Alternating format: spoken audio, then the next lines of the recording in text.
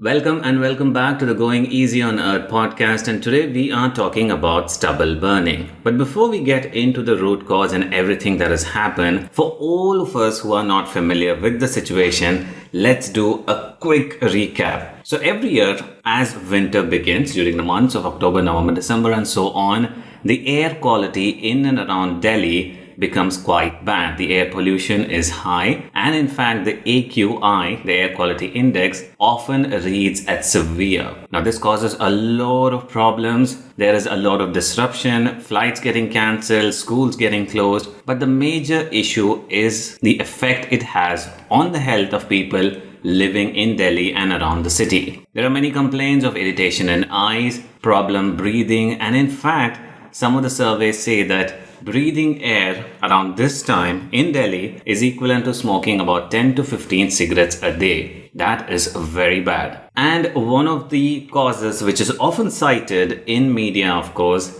is stubble burning. Now, it's important to note that this is not the only reason for the air pollution in Delhi. There are many other factors, but this is one which is often highlighted. So much so that we almost start expecting news bites around this as winter approaches. So let's quickly get into stubble burning, the reasons behind it. But first, let's see why this affects Delhi. Now, stubble burning is not a new process. It's been around for a very long time, centuries in fact. It's not exclusive to Punjab. This is a process which happens in different states in India, in different countries across the globe. And it is a well-known and a common practice, in fact, for centuries now. But why does this have such an impact on Delhi? So, as you mentioned, stubble burning, I would say it is a smog lockdown. Way back in 2017, when I was traveling to Delhi to attend an organic fair, then I realized that people who were participating from different other countries, they were all wearing a mask, which was unknown at that point of time. Not very much we have seen in India. But I realized that they were very wary of the air quality in Delhi. And I could see that a dense fog like when I stepped out of the podium and came out of the building to witness this, and the visibility was so poor that we could not see the vehicle in front of us. So it was very risky to drive. So all this happens once in a while, and it's an annual affair, I can say, and very notably, it is Delhi which bears the brunt. So stubble burning has been there. Is it the real reason or any other reason? So what we could make out is, first of all, the whole country as a whole, India, breathes in two halves. One, the North India, second, the South India. The northern part of the country, it is landlocked. There is hardly any air circulation. The air is still there, except for the air that blows from Rajasthan, either the very cold air or the hot air during summer. Except for that, there is no circulation as we see in the southern part of the country, which has ocean on all the three sides. It's a peninsula, as you know, and there's a lot of air circulation and rainfall. So this makes all the difference, I feel, that the northern part of the country, because of the lack of circulation of air, the dense fog or smog, what we can say, is hanging around there. And all that is burnt, the stubble that is burnt, or the vehicular pollution, and so many other emissions, all that is notably felt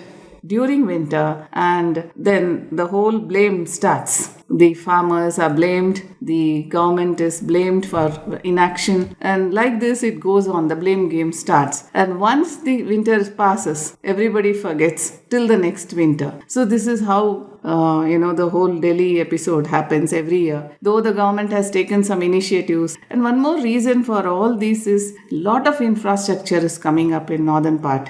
Comparatively, though southern part of the country has already had infrastructure development and still goes on, as I said, because of the air circulation, we are able to surmount that problem, whereas northern part is not so. And apart from this, as you mentioned, that stubble burning is all over the globe. Whether it's not very new to India or it's not only India that is doing, but most of the South Asian countries, even for that matter, some of the European countries also burn the stubble. So, but this stubble burning is very peculiar to the farmers of Punjab, Haryana in particular. what you just said, geography, of course, plays a huge role, and probably it is something that we cannot change. It is how the system works, and it is how it is. And again, just to reiterate, stubble burning isn't the only issue. There are so many other factors, but just looking at the news, everything that is out there, we often think that that is the cause for all the problems which are there, particularly in this season. And also looking back, I don't think I have heard this in the news maybe 10 years ago or before that. So this is something which, of course, I don't live in Delhi, we don't live in Delhi. But then again, this is something that we see more coverage given, and it almost seems like farmers are burning stubble either out of ignorance or spite or something, or they are being very resistant to change. That's often that is the depiction which is there. But in fact, after reading the paper which you published, there is a lot of reasons which are driving farmers to burn stubble in the first place. So let's get into some of those. And probably a good place to start is time, which plays a huge role in this, something which you did mention in your paper, the time between the two seasons which are there. Why are we facing this shortage of turnaround time, and why is that leading to stubble burning?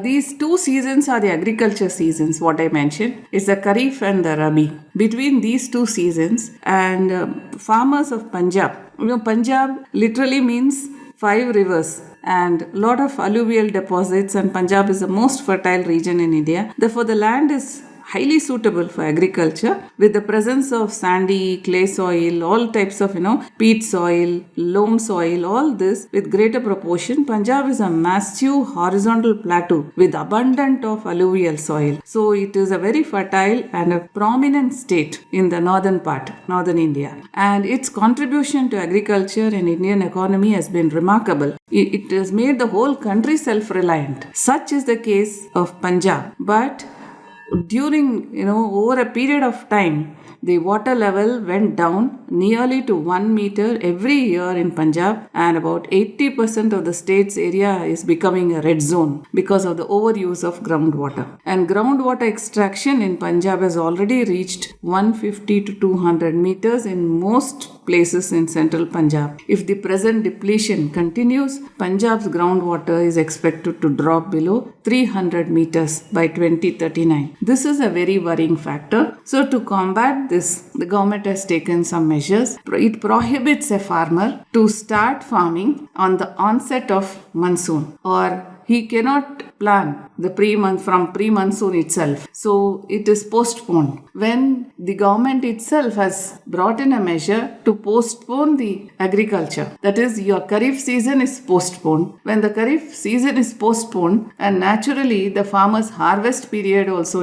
it comes almost at the time when the Rabi season starts. And in Punjab, Haryana, the Kharif season the main crop is the rice or the paddy, and the second half, the Rabi crop, is the wheat. And as you know, North India, it's a bread basket, you can say, of the entire country. So they do not have the time to, after the Kharif season, they don't have enough time to dispose of the agro waste and then start with the Rabi season. They immediately have to sow the wheat. So this is how the farmers are caught up in such a lack of time, I can say, where they are unable to even plan properly. So the best thing what occurs to them, this lack of time and lack of any other measure, a viable measure which you can offer to a farmer to take away this agro waste from his farm. In the absence of all these things, he has no other go, but the ancient practice that has been practiced all over, he is practicing that. That is how I feel that,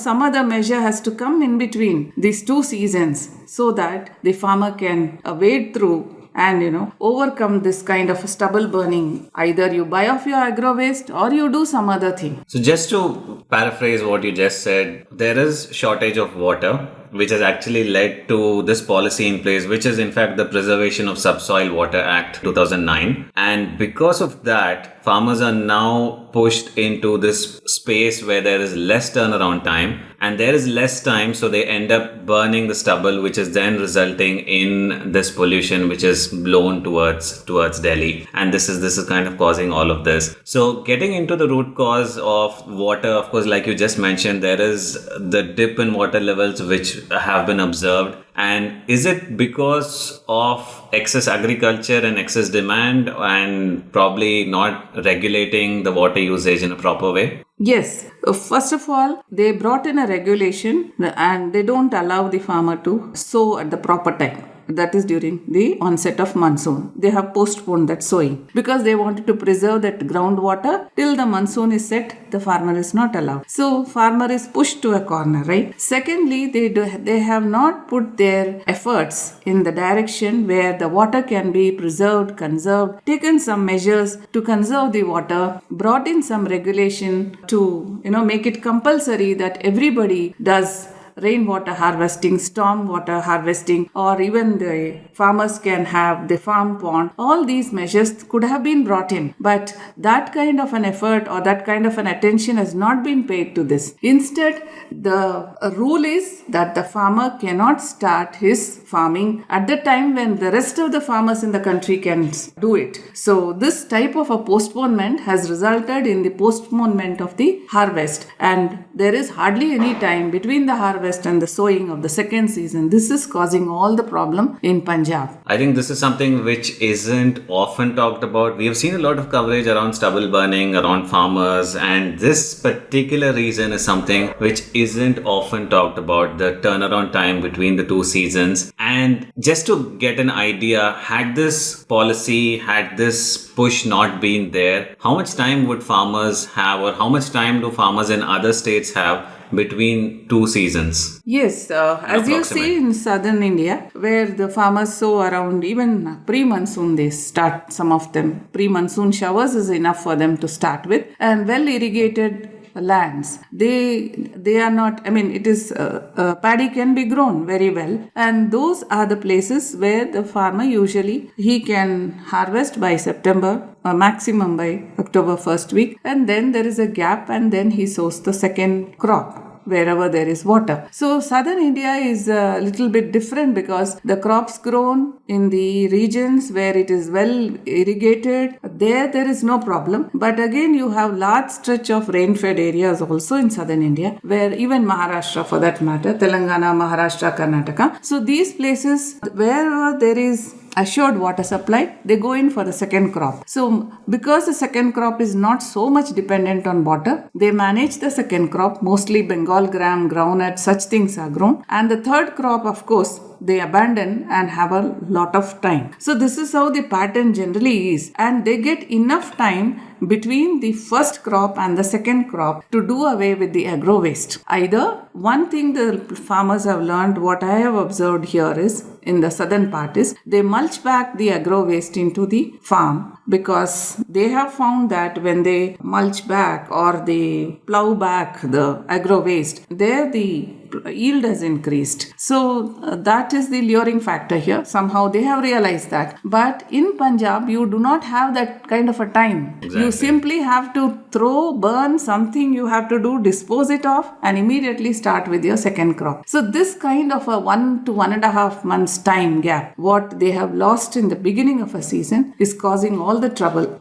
This is what I have researched and come to a conclusion that they do not have time. Some of the solutions which are being suggested, like collecting all the stubble and all of these, is probably not possible by a lot of small farmers. Maybe companies which tie up with farmers, large farmers, might be able to do that. Of course, there are incentives which are being offered, biofuel and all, but then again, time is a huge factor over here. And again, coming back to the same point, time again, the reason why we have this, because there is a shortage of water. Now, in your experience, again, this could be a very small sample size. We cannot talk about an entire state. Have there been any measures of restoring some balance in that water? Like you mentioned, rainwater harvesting and storm drains.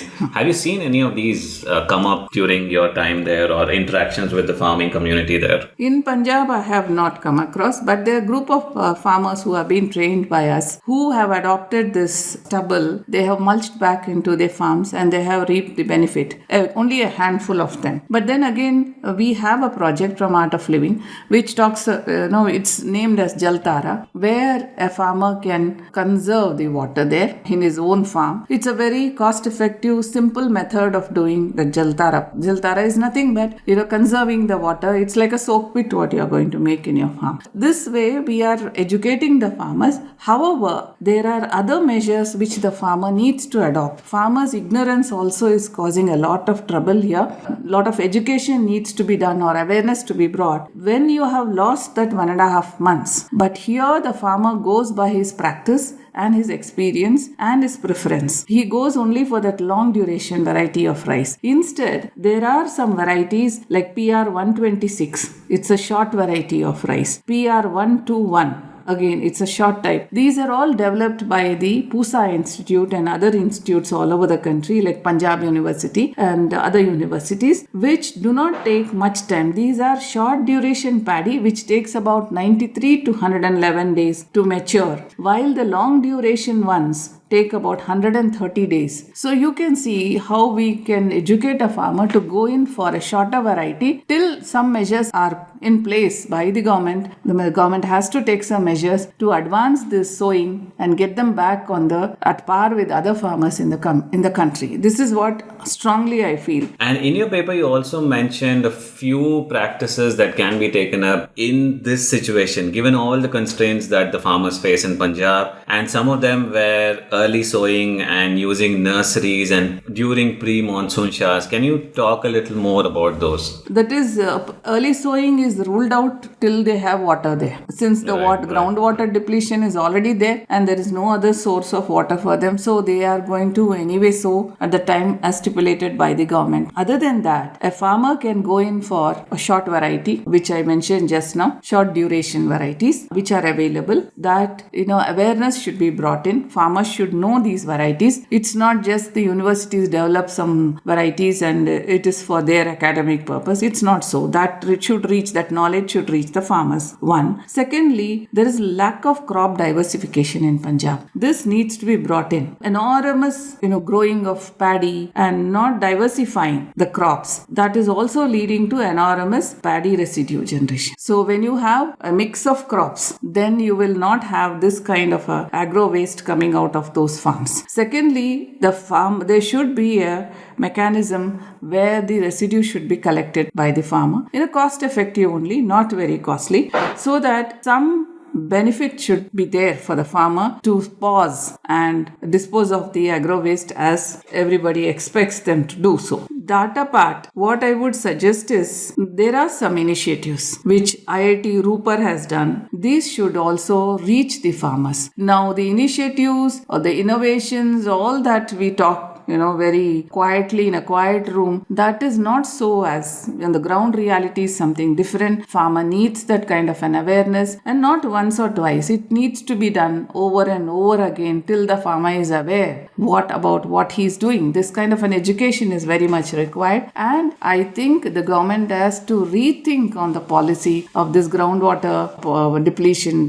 They have to think about it in the long run. It is only sustainable when you have water conservation methods in place. I think, so we are recording this on the 15th of November, and last week there was a ruling to relook at that exact policy, the Preservation of Subsoil Water Act. So it's quite interesting to see how that plays out. And there definitely is a gap between universities, research, the academicians, or all those people who study, and quite literally what is happening on the ground. And again, this is my complete ignorance. Thinking of Punjab, probably because Bollywood has a role in this. So we often think of wheat or Shah Rukh Khan running through all of those mustard fields and all of that. It is quite interesting for me to even realize that so much paddy is grown in the state and more farmers are actually moving towards paddy. And as you just mentioned, rather than going for a lot of crop diversification, is it because the market and consumer demand that farmers are moving towards one particular crop like paddy, for instance, rather than having all of these other varieties? As I mentioned, the farmers,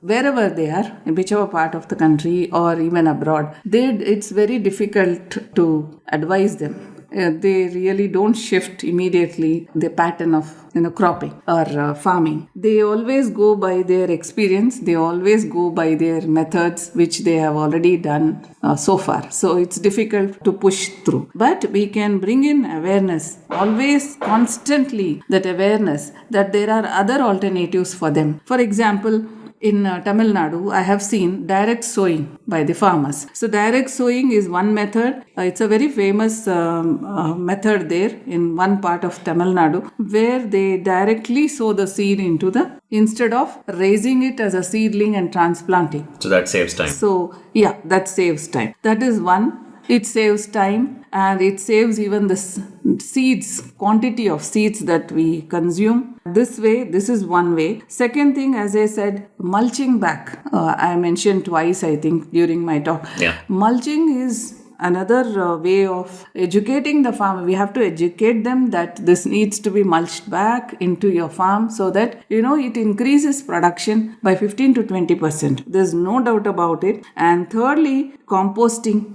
These are all various methods. But again, I want to reiterate that farmers do not have the time. And today I happened to watch an interview of Shri Nitin Gadkari ji, and he was telling that, 2G ethanol can be generated. Yes, this is again a very good thing. Stubble we can convert into 2G ethanol, biofuel. And this, I mooted this during my presentation with Adani projects, when we were presenting to some of the corporates. We said, why don't you buy back? Because we are doing a project for them where again, this burning of stubble is it is interrupting with the transmission lines. Right. The lines, transmission lines. It heats up. That runs through the farms of these farmers, and stubble burning is causing trouble there. So when we were asked to educate the farmers, we took up that project and we even tried to prevail upon them to buy back the stubble for this 2G ethanol. But anyway, all these things are still evolving. They are in the nascent state. So we cannot expect overnight any change to be brought in like this. But yes, somewhere we have to start. The government has to rethink on its policies, and it has to bring in a lot of awareness. It has to rope in many NGOs and other agencies who can educate, work with the farmers and bring them to understand that what they are doing is not so very sustainable. And that's how I hope that all these methodology, what all we discussed, could be discussed and advised to the farmer on a regular basis, not one time. This is what I feel. And just to look at it from a farmer's perspective, because there is so much uncertainty involved in the entire agriculture as such. So it's also hard for them to change their practices. Probably what they have seen and experienced is what they go with, or anybody, because of failure in crops, drought, so many things which are happening. Like I would be very heartbroken if I did not get salary for a month. So it's very hard to push somebody into that change. And again, all the solutions which are there works very much more easier for bigger farmers than smaller farmers. And as we close out, most of the conversations that we have, either there is something actionable that we have, or there's a lot of awareness that we get. And my biggest takeaway was I was completely ignorant on why farmers burn stubble. We know that's the reason for the pollution, which is how it is depicted. But then just to recap, some of the main points is they have less time, so they have to burn stubble. And when I say have to, I mean it quite seriously, because some of the other solutions might not work.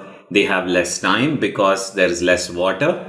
And there is also a government policy which plays a role in that. And then again, why there is less water is again another root cause. So there are some solutions, but it's quite interesting to see how it all plays out. And again, it's not just the ignorance or arrogance of farmers, but they're in a way driven to burning the stubble, which again causes all of these issues. So that's the big takeaway for me, of course. And again, we'll be back with more such topics and tackling different things, and probably even doing a podcast on Jaltara, as you were talking. That is something that we should definitely get into. So that's it for this edition. Thank you so much for listening. This is Going Easy on Earth.